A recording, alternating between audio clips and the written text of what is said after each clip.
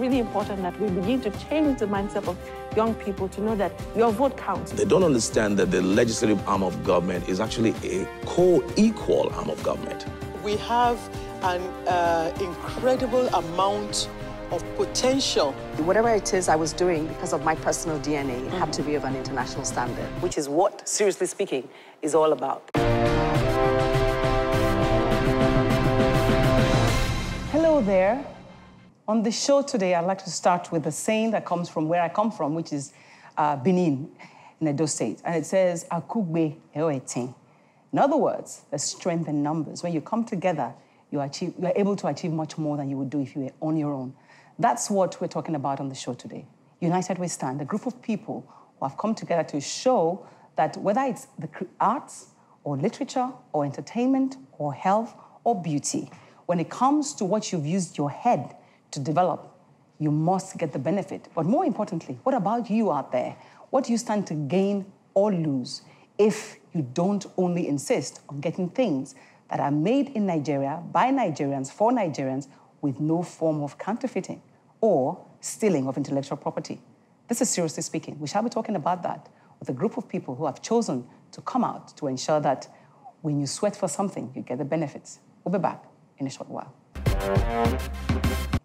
Yes, welcome back. It's not easy trying to keep a guest like the one I have in the studio today quiet, because not only are they passionate about what they do as a profession, they're passionate about what they are speaking of now. So I'll start by introducing, everybody knows, I believe, Tara Durotoye from House of Tara, founder of House of Tara. It's nice to have you here. Thank you. And of course, even if you don't know Storm, or if you don't know OB, you will know Storm records of the past. And this man has been fighting intellectual property long before some of us even knew what it was. Obi Asika. It's nice to have you here. Pleasure. But there's more than Storm now. There's Cabal and so many other things. Social Media Week Lagos. I mean, I hope everybody comes out next week. Come out next week. It happened in March. It's our fifth anniversary. Oh, so cool. Please well come. Done. Please come from Monday. Well done. Well done. And then, of course, my dear sister and friend, the founder and CEO of Zaron. So these three, well, I'll start with Tara, because this whole thing started with Tara giving me a call. We must come on the show. I did the stakeholders conference. I said, what is it about? But I also know that I did stand up against counterfeiting, speaking along with Zaron. Tell me how it all started, Tara. So, I mean, both of us are in the industry, in the beauty industry, having our own brands. And she called me and said to me, Tara, you know, I know you are suffering from this counterfeit issue. I am also suffering from this issue as well. But you know what? If we work together, I think we can fight this better.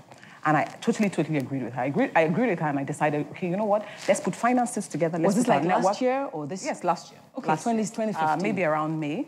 And we decided to look at the cost of what it will cost for each one of us to fight singularly, and what it will cost for us if we shared resources together, and also shared networks. So I know some people, you know some people. How can we fight it? And that's how this started.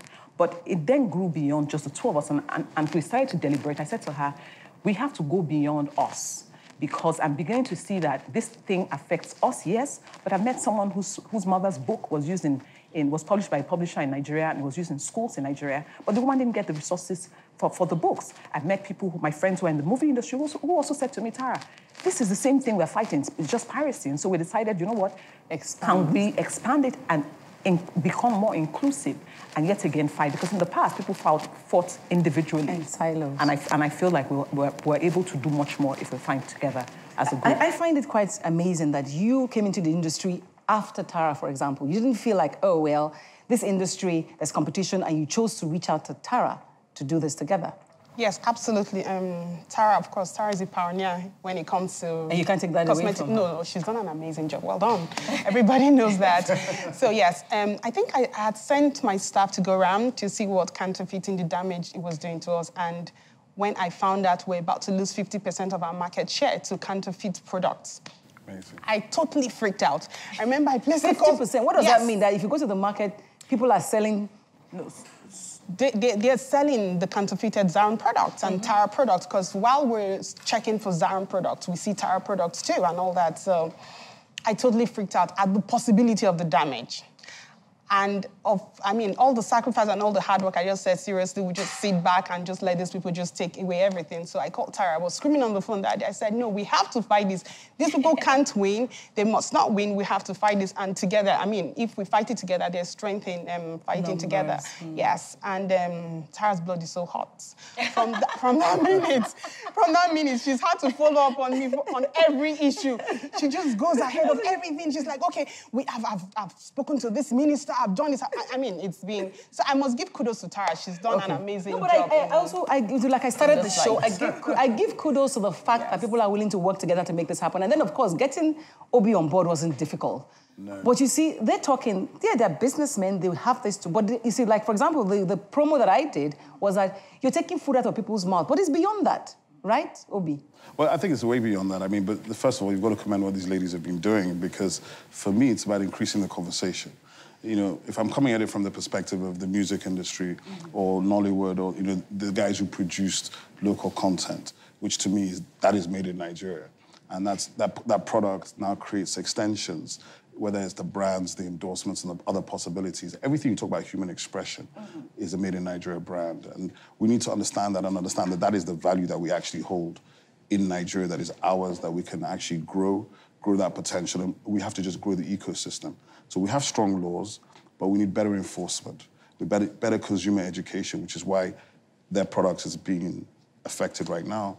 If you look at, many of you see movies in the street, right? 16 Hollywood movies in one DVD. Yeah. So you should know Hollywood is not seeing any revenue from that. That's not good for us. But how do people know that that's happening? Because, for example, I buy these things. Yeah, but all that product, imagine, let's just accept at this point in time that anything you're buying on the street is counterfeit.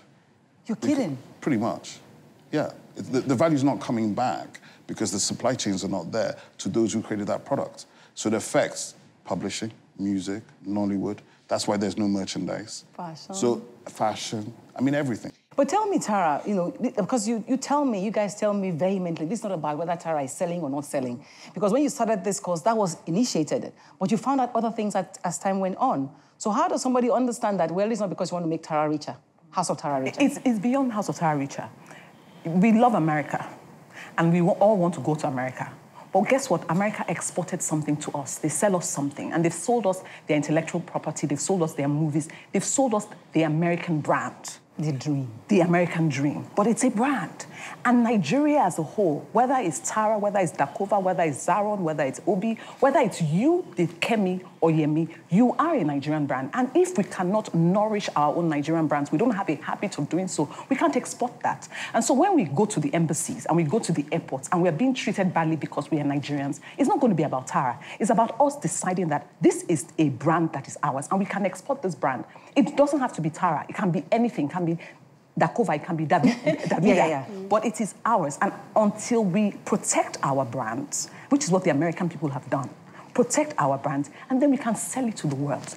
And every time you see a successful Nigerian brand, it's attached to you as a Nigerian. So how has it been to reach other stakeholders, Because, it's not every stakeholder that was present. You invited people. Yeah, so I think that we had some issues. There's some people who said, well, we've been fighting this thing for a long time, Tara. Nothing happened, and nothing will happen. So and they're jaded. Yes, and they're jaded, and I can understand. But I decided that, leave them. When they begin to see traction, they will join the bandwagon. And for me, truthfully, I have built a business in Nigeria being dogged. And that's the only way. You can't do 19 years and not be dogged. And I'm applying the same thing to this business and to this campaign. Because I feel that what is different is that this time is not one person. In the past, it would be I just go and say, they are pirating my movies and what have you. But in this case, it's not just me, Tara. It is 1, 2, 3, 4, 5, 6, at least 15 people. You're connecting the dots. Yes. And I think that would give us more traction. Just to add to what Tara just said, I think it's a paradigm shift.